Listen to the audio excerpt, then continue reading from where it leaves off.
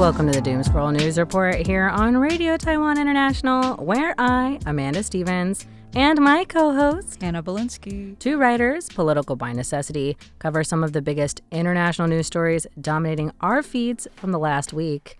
This week, we're covering mass trials for MS-13 members in El Salvador, Palantir's manifesto, and Salmon on cocaine, which is our uplifting story, if you can believe it. It certainly is uplifting. I want to see how high they jump after that. That's what I really am interested in. But wow, that's fun. Don't write scripts late at night. Check your when else script. are we supposed to do them? I know. Well, Hannah, I think we finally made it through a week without going through anything personally very wrong. But I also wanted to get your reactions for our news from last week because in a shocking twist, truly shocking, I feel like it was mostly good. Lebanon and Israel agreed to a ceasefire, even if the details are still, they're picking at each other. I think it's a good place to start. Mm-hmm. Orban conceded his election. Yeah. And the Strait of Hormuz is not part of the good news. That's still up in the air. Yeah. But how did you feel, or how, I guess, did it feel to watch our news report from last week play out in like kind of a positive way for once? I think the most exciting story was definitely the outcome of the election. It's not really comparable to America's situation because nothing is really comparable to America's situation. No countries are one-to-one, right? It just, I just couldn't help but think, well, if they could overcome their version of Make America Great Again, even with their main news broadcaster compromised, then maybe there we is can some do it hope. too. Right. Maybe. Yeah, I think that ended up being a very hopeful story for me. Yeah. Also, again, though, like we said last week, it's not necessarily like this isn't like a 300. Well, I guess maybe a 360 degree, but it's not it's 180 from where they were, right? But it's a vast improvement. Yeah, I think more effective change happens in increments rather than in one big swing. It's more realistic. Right. Yeah. Right. And so I still saw it as hopeful. I also thought it was kind of funny. I feel like perhaps maybe we should just start lending out J.D. Vance to make sure that opposition leaders lose. Because so far, he's 2 for 2. Juju. Yeah. He is. Every time we send him to an election, that guy that he's stumping for doesn't make it. So... Yeah, and then we'll get to more Iran news, I think, maybe next week or later, because right now it's happening too fast. So today I wanted to focus on, like, the rest of the world, which was, like, my news focus was, like, let me look at what's going around or what news stories probably aren't being reported because nobody has oil. Yeah. Which is very important. Nobody has oil. That's a big problem. Or oil-derived products. Yeah, or plastic. Yeah. There's a plastic shortage in Taiwan. Everyone's freaking out. Yep. So...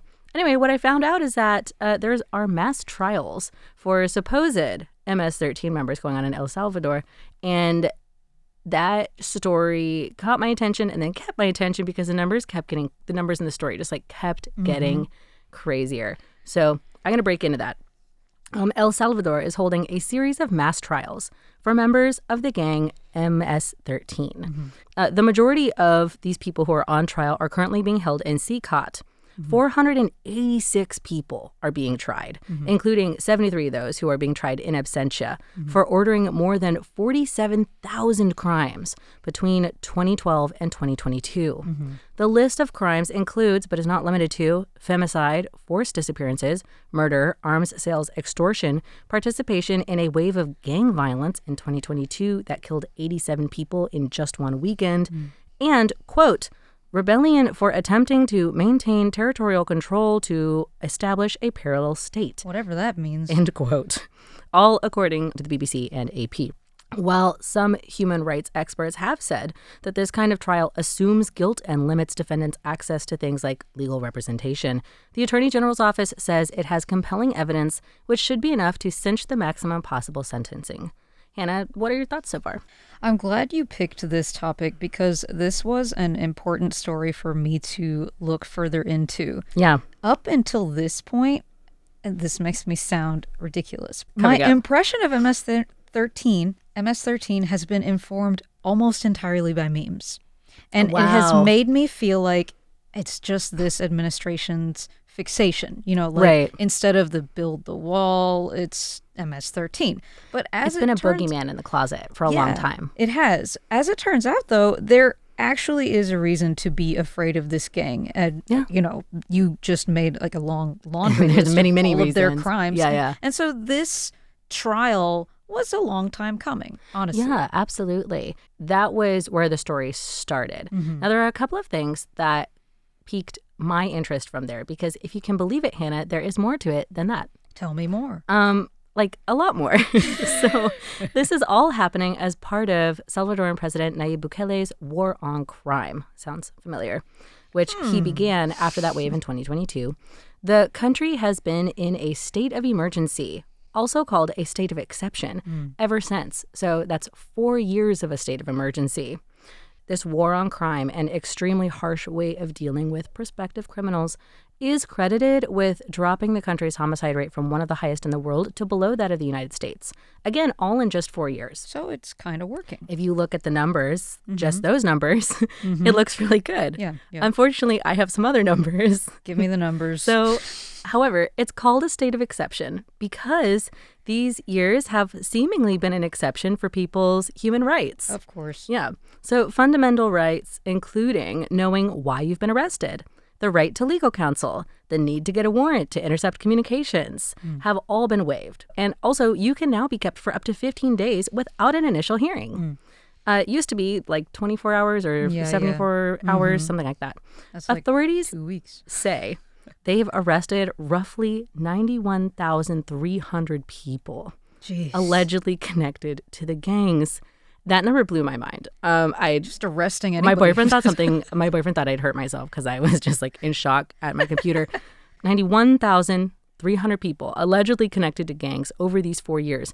And they have also admitted that at least 8,000 innocent people were arrested and released during that time. At least they were released. Similar group trials to the one going on right now in 2025 saw groups of 52 and 45 people handed maximum sentences of 245 years and 397 years, respectively. Okay, that's a little bit silly, but I get it. This one that is happening right now is the largest mass trial ever. And many people are only able to watch the proceedings from a video screen, basically seated at a cafeteria in Seacott, and they're like projecting it on the wall. Ever. And remember that under the state of exception, they don't have the right to legal counsel. I don't know if that continues, but I would bet it does based on the further reading. So do you think that it's worth it, Hannah, the drop in homicide rate at the cost of people's fundamental rights? What a question. I know. Very loaded. Well, technically, like you said, when Bukele cracked down on these gangs in a way that curtailed due process, they saw some real results. Of course. The trains always run on time in communist Russia. Well, whether it's worth it is, of course, very complicated because, sweeping actions like this often increases wrongful detention of people who didn't actually do anything. It's like trawling the ocean with a huge fishing net. It's fast. Yeah, you're going to pick up a lot of what you want, but you're also going to pick up a bunch of extras who really don't deserve to be in the net. No. But more importantly, I think it can set a bad precedent because if the government can suspend rights for one group today, then, who's it going to be tomorrow? If it could be anybody, right? So I guess it comes down to how committed you are to sticking to democratic principles in your country. Because stuff like this, that can really undermine the whole concept of living in a democracy, right? Liberty, human rights. Yeah, it's like the point. Well, and I think what you said is key, and that was sort of what I was thinking when I was reading through this. Anytime that you allow yourself, especially for an extended period of time, this has been going on for 4 years. An exception. Yeah, for to 4 just years. cancel people's human rights, their right to due process, their right to know why they're being punished, their right to even defend themselves, which is the biggest one that got me. Because imagine being one of those 8,000 people or worse over like somebody who's innocent and hasn't had the right to defend yourself, and now you're being accused of being a gang member, and you're stuck in Sika, which I'm about to get to, where guards have literally said, according to reporting on the AP, human rights don't exist in Sika. And it gets way worse than that. So, like, if you allow yourself to cancel human rights for one group of people, you then feel like that's a viable option to do for another group of people. And I feel like this is like basically the definition of the slippery slope. Right? So anyway, like I said, let's get to CCOT, because there was another reason that the story caught my attention. The name CCOT may be familiar because it's where a year ago we actually talked about this same prison, this same sort of event, because that's where Trump and his administration were sending hundreds, probably thousands, of deportees. CCOT is a huge complex. It is literally called the Terrorism Confinement Center in Spanish, or Centro de Confinamiento de Terrorismo. Wow. And there have been, I practiced it, there have been many, many reports, both before and after U.S. deportees were sent there, of abuses against prisoners. People were deported there after the administration accused them of terrorist activity with little to no evidence other than possibly being brown, speaking Spanish, or having tattoos. Many American deportees were also Venezuelans who were accused of being gang affiliates with connections to the Venezuelan gang Tren de Aragua. Sort of luckily, after 4 months, 252 of those Venezuelan prisoners were sent back. 4 months in a place where, quote, human rights don't exist, end quote.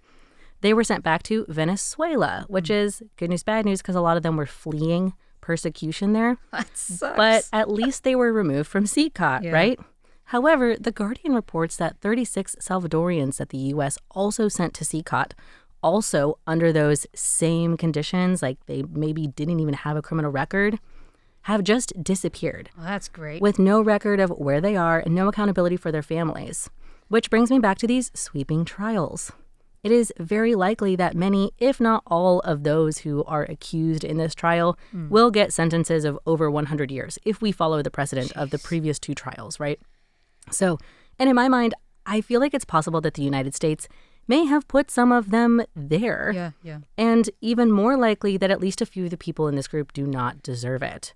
So I wanted to ask you, do you think that the United States hold any responsibility or like culpability in a situation like this, which granted is very much an internal Salvadorian problem, but totally was also funded and supported and fed by United States? Absolutely. I think it does, because the U.S. has, by this point, sent hundreds of migrants over without judicial process. Also without due process. So Bukele was probably thrilled. Or in spite of court challenges. So the U.S. is contributing directly to what I mentioned earlier, the trawling with the fishnet, innocent people potentially being wrongfully detained. And that's part of the point of those memes I've mentioned, you know, the ones about the seeing MS-13. the tattoos. Right. Yeah, the memes very obviously misinterpret any tattoo. I've seen that one. I remember that one. Yeah, that it was could be like a oh, heart do you have with like a heart mom and you're a gang member. You're MS-13. Yeah, so totally.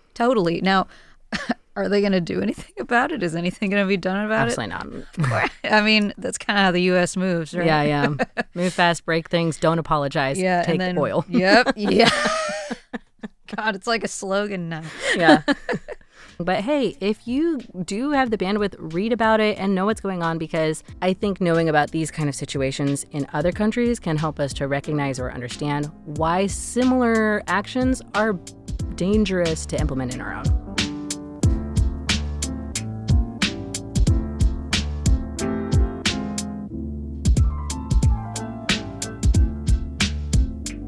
All right. So let's move on to Palantir. Boo. Yep. Yet another company that's been on my, there's another one, my blacklist, since they named their security and surveillance company after something that the bad guys used in the Lord of the Rings movies. But that's a topic for my other show. Okay. Yes, any Lord of the Rings people out there, I know they have a longer history than that, those little crystal balls. But that's not the point of today's story. The point is books and the CEO of Palantir, Alex Karp, who wrote a book. And then he published an official manifesto-like summary of his book on his company Twitter. Normal behavior. It's not just desperate, but it's got people concerned. That's clearly my opinion. Hannah, what kind of message do you think it sends to summarize your own personal project on your official company Twitter? I think as another arts critic, I think it sends the message mwahaha, something like that. Yeah, you and a bunch of MPs in the British Parliament. So, okay, let's talk about that. Somehow, I don't think we've talked about Palantir yet. Which is and we haven't talked about Peter Thiel either, but I'm sure we'll get to that guy. So to describe what Palantir is a difficult task. They are actually many things. People within Palantir even sort of have a hard time talking about their job description, but you can think of it as a data broker and spy or mass surveillance tech company. Kind of all of that stuff. Yeah, appropriate. They are infamous for cooperating with a long list of customers that include ICE, the U.S. Department of Defense, or sometimes called the Department of War, and Israel. They're also pretty well known for championing American power and, in that same lane, Western supremacy ideals. Even before this, like that was something that they have been well known and criticized for basically since their inception. I don't think that the company Palantir has ever really enjoyed a favorable public opinion, but this manifesto has really given a lot more people pause, and it has the potential to even lose them money in deals. So what had you heard about the company Palantir before this story, Hannah, just kind of as us like setting the scene? Literally everything I've heard is like comically evil villain stuff, and you think, well, it can't be that outrageous, but actually when you look into it usually is. It is, and it's, I would say, out of touch at best and totally psycho at worst. Yeah. When I say like Palantir hasn't ever enjoyed a popular public opinion, I think that is sort of something that makes it an outlier is in many of these companies. They usually have like the sense to keep their name. People, they either have the sense to keep their name out of public talk, like the Blackwater. They usually have the sense to keep their name out of the public eye, or they have a PR team that's like trying to run clean it up. No, don't worry, we're finding lost dogs, only dogs. But Palantir has never really had that. So let me get into the post itself, which is really what this is all about. And I do feel like I need to say here that although I have said manifesto, this was not explicitly stated to be so, right? This is a summary of his book. However, as you say, it has been interpreted as a manifesto by scholars and lawmakers in multiple countries, and especially given Karp's role as CEO of Palantir. Right. That said, let me get into some of the points, which I have summarized based on The Guardian and Deutsche Welles. It was a 22-point manifesto summary. Included AI weapons replacing nuclear power as a deterrent and a way to win a war, as well as a strong push to develop AI weapons and rearm Europe and Japan, because basically the other guys won't wait for us to have AI weapons. Speaking of the other guys, one point mentioned how, quote, some cultures have produced vital advances. Others remain dysfunctional and regressive, end quote. Literally sounds pushing like Hitler. For America to avoid the lure of, quote, vacant pluralism, end quote, according to DW or Deutsche Welles. And there's also a part about how Silicon Valley owes the U.S. a debt for allowing it to grow into the monster it is, and that as a part of that debt, tech companies should stop investing in silly apps and focus on, quote, addressing violent crime, end quote. Okay. These are summaries of summaries, with the exceptions of the quotes, but it is really a little wild, and it's because these are such broad, clearly biased statements that people are worried, because Palantir currently has access to a lot of data. That may actually change, though. God. One piece by The Guardian mentions how this manifesto is causing multiple members of parliament to reconsider Britain's relationship with the company, which is they're signing potentially a deal with them up and coming. It could potentially affect their relationship with Germany as well, but that doesn't seem as likely. So what do you make of this so-called manifesto, Hannah? Like, how seriously should we be taking any of this? But also, do you think that there will be any consequences for tweeting like this on Maine?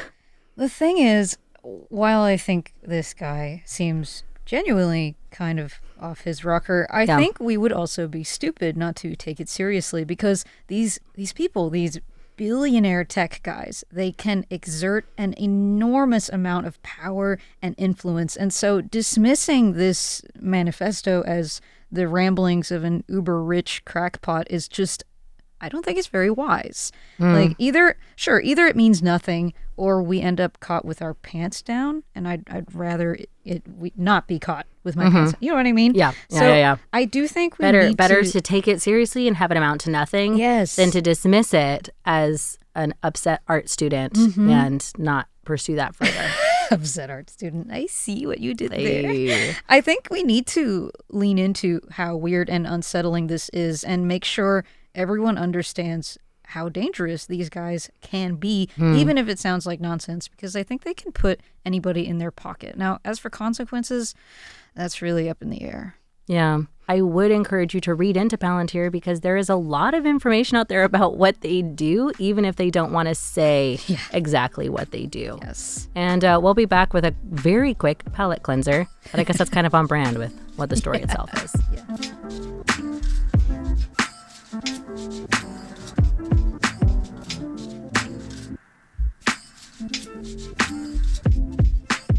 All right, so salmon and cocaine. Why do you think that scientists are even giving salmon cocaine? Maybe they are thinking about adding cocaine back into the Coca-Cola ingredients list At as last. part of the Make America Healthy Again. What people have always wanted. That's right. This is the Coca-Cola Americans need and deserve. And we're going to test it on salmon first. We're going to test it on salmon. Yeah, okay. So the study, so far as I understand, exposed wild and captive salmon to both cocaine and a substance called benzoyl. I should have practiced this one before recording. I did not. I can't help you out here. Benzolaglucanine. That's what it's going to be for now. Benzolaglucanine. Yeah, that'll work. Which is a byproduct produced in the liver by bodies which have consumed cocaine. Why cocaine? Because apparently it's one of the most common water pollutants out there. Oh dear. In terms of like illicit substances, like there, because the like one of the other higher ones is like painkillers, for example. Oh no. But yeah, so cocaine and also this byproduct from people using cocaine are found in at least high enough doses to affect fish, though not people yet, luckily. So that's good for you. That's bad for fish. Yes. The effects of cocaine on salmon are similar to what you may expect. That fish exposed to cocaine swam longer and farther than fish without cocaine. There's that American efficiency. You go. It was in Sweden, so you can't blame us. This was a Swedish study. I see. So more interestingly, though, the benzolaglucanine, which had the same effect, also affected the fish even more drastically than just the cocaine, and it affected where the fish were distributed. Scientists have taken these results as more evidence that we need to better water treatment, saying that these results show even trace amounts of human-made drugs can affect animal behavior and distribution, which could have serious effects on ecosystems. What did you take away from this study, Hannah? My takeaway is I can't believe so many people are railing cocaine. Like 25 million users, I think one of the articles said that the UN determined 25 million people used coke in 2023. Like that many people are partying that hard in this economy? To be honest, my first thought was like, why did they give cocaine to salmon? My second thought, how did they give cocaine to salmon? Turns out it was in little patches. The third thought was, what do you mean cocaine is the first most common illicit substance in water? I guess that's another takeaway for me is I've always thought of it as like a rich people drug. I'm like, how many people? I know. I guess not. Maybe I just don't know the right people. Maybe we are too straight-laced. We would never do drugs. I did become mommy. And we will never advocate for people to do drugs for themselves or with fish. And that's coke. All for today's news report. We're going to end on that. Yeah. That's it for today's news report. A quick reminder that you can find all of our referenced articles in the show notes for today's episode. I'm Amanda Stevens. I'm Hannah Belinsky. And thanks for joining us on air today.